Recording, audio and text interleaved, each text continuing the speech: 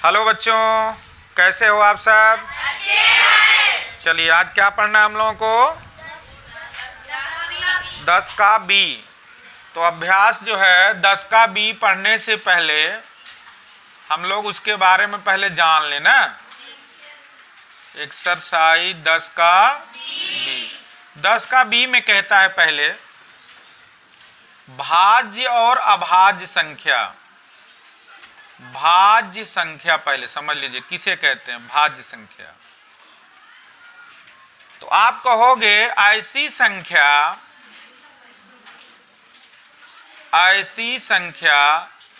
जिसके अपवर्तक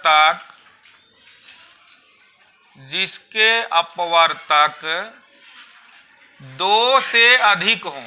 2 से अधिक हो, 2 से अधिक अपवर्तक होने चाहिए तो कहलाएगा भाज्य संख्या, नहीं तो अभाज्य संख्या।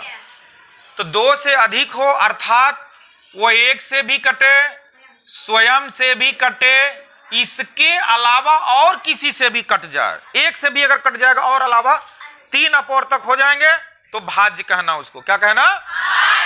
भाज्य। जैसे मान लो 4, तो 4 जो है 1 से भी कटेगा, 2 से भी कटेगा और 4 से भी कटेगा ना। तो इसके 3 अपवर्तक हो गए। कितने अपवर्तक हो गए? तो ये कहलाएगी भाज्य संख्या। क्या कहलाएगी बेटा? भाज्य संख्या। अच्छा, अब अभाज्य को समझ लीजिए। अभाज्य संख्या किसे कहोगे? ऐसी संख्या जिसके अपवर्तक हाँ केवल 2 हो। ऐसी संख्या जिसके अपवर्तक बहुत अच्छे, केवल 2 ही हों। अर्थात जो 1 से कटे और स्वयं से कटे। स्वयं से देखो, ये 1 और स्वयं वाली जो बात है, सभी संख्याएं कटती हैं 1 और स्वयं से, 1 और स्वयं से, 1 और स्वयं से। ठीक है, लेकिन सभी अभाज्य तो नहीं हो सकती। कुछ संख्याएं अभाज्य होंगी, कुछ भाज्य होंगी। अच्छा, हम एक नाम ले रहे हैं संख्या 2। अच्छा, यह बताइए 2 भाज्य है या अभाज्य? बहुत बढ़िया। इसलिए कि ये तो केवल 1 से कटेगी और स्वयं से कटी, इसके 2 ही अपवर्तक हुए ना। तो आप इसको क्या कहोगे? अभाज्य संख्या। बात समझ में आ गई? अच्छा, अब देखो अभाज्य गुणनखंड की बात होगी इस चैप्टर में। क्या बात होगी? अभाज्य गुणनखंड। जैसे मान लो दे दिया एक अंक आपको 24 और बोलेगा इसका अभाज्य गुणनखंड बताइए। तो आपको क्या करना है? ऐसे कर लेना है जैसे आप लसअप निकालते हो, एलसीएम। पहले 2 से काटो 12 बार, 2 से 6 बार, 2 से 3 बार, 3 से 1 बार। इसी को आपको लिख देना है 24 बराबर 2 गुणा 2 गुणा 2 गुणा 3। यही हो गया अभाज्य गुणनखंड। क्या हो गया? खंड। और एक बात आएगी, इसके 2 तरीके होंगे। कहेगा अभाज्य गुणनखंड वृक्ष की बात करेगा। इसमें गुणनखंड वृक्ष, पेड़ देखे हो बेटा? तो पेड़ में जो है जड़ जो होता है, जड़ तो ऐसे ऐसे जड़ बना रहता है ना। तो उसी को वृक्ष समझेंगे हम लोग ना। जैसे मान लो एक अंक हमने लिख दिया 36, 36। अब 36 को सबसे पहले 2 शाखा में ऐसे कन्वर्ट कर देना। 2 शाखा कुछ भी आप रख दीजिए। 18 दूना 36, चलो 18 रख लिया इधर 2, 18 दूना 36 ना। 2 संख्याएं खोजेंगे। हाँ, 9 दूना 18 होगा बेटा, 9 चौका 36 होगा, 9 गुणे 4। तो 18 एक संख्या 18 हो गई, एक संख्या कितना हो गया? 2। 18 में 2 का गुणा कर दोगे 36 हो गया। अब देखो 2 का अब डिवाइडेशन तो हो नहीं सकता, लेकिन 18 का होगा। देखो 2 और 9, 2 9 18 होता है ना। अब देखो अब 2 का तो होगा नहीं, लेकिन 9 का हो सकता है। 3 और 3, 3 3 9। अब किसी का नहीं होगा। तो जो नीचे बचा बेटा, देखो नीचे क्या क्या बच रहा है? ये और ये। तो 2 गुणा 2 गुणा 3 गुणा 3, यही आंसर हो जाएगा। बात समझ आ रही है? अब हम लोग अपने चैप्टर पर चलते हैं। लाइए इसको मिटाएं पहले।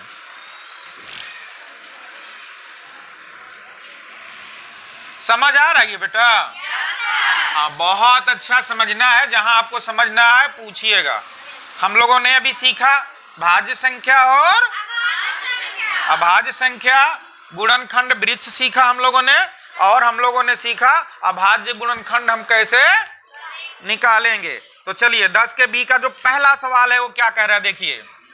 पहला सवाल कह रहा है 9 के अभाज्य गुणनखंड बताइए। देखिए आपको वही लिखना है 9, ऐसे कर देना है 3 तिहाई 3 के, तो लिख देना है 9 के अभाज्य गुणनखंड क्या हो जाएंगे 3 गुणा 3। समझ आ रही है? चलिए दूसरा सवाल क्या कह रहा है। हाँ, थोड़ा सा सवाल को घुमाया। अब देखो कह रहा यदि किसी संख्या के अभाज्य गुणनखंड, यानी संख्या नहीं दे रहा है, गुणनखंड दे रहा है।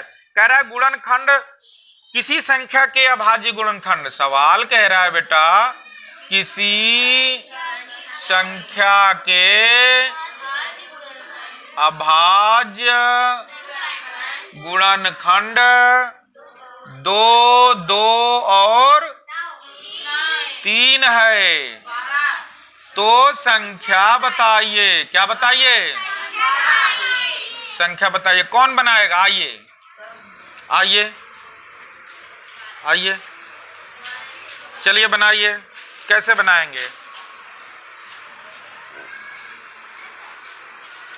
गलत गलत गलत जवाब आपका, गलत जवाब। आप नहीं बना पाएंगे। तब कह रहा है गुणनखंड दिया हुआ है तो संख्या, तो आपको लिखना है 2 गुणा 2 गुणा 3, ये गुणनखंड है। अब इसी को गुणा कर देंगे, संख्या आ जाएगी। 2 दूना 4, 4 तिहाई 12, 12 आंसर। 12 पहले ही लिख दोगे? नहीं, हमें वही बताना है गुणनखंड। गुणनखंड से ही हमें बताना है उसकी संख्या, तो गुणा करोगे तब ना संख्या आएगी।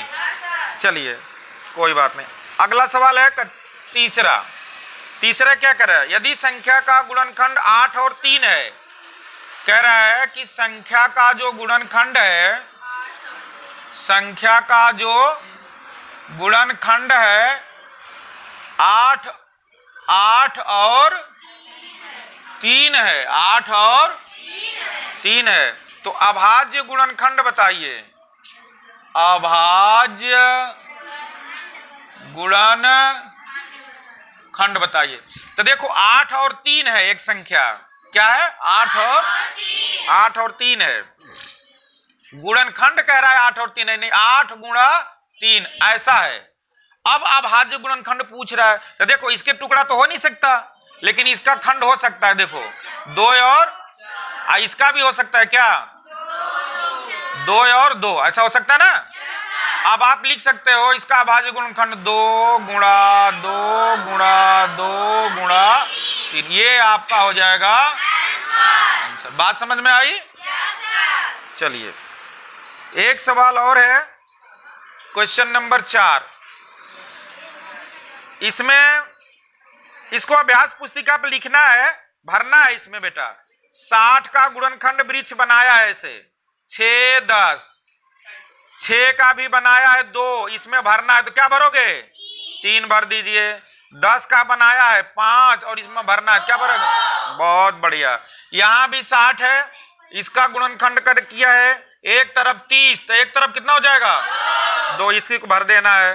30 को एक तरफ भरा है 10, एक तरफ कितना हो जाएगा? 3 हो जाएगा। और इसमें दोनों भरना है, तो 2 और 5। बहुत बढ़िया। चलिए आज बस इतना ही, कल हम लोग पढ़ेंगे 5वां क्वेश्चन से। ठीक है बेटा? चलिए हाँ, अगर वीडियो अच्छी लगती हो तो लाइक करिए, ठीक है, और सब्सक्राइब करेंगे तो और अच्छा है।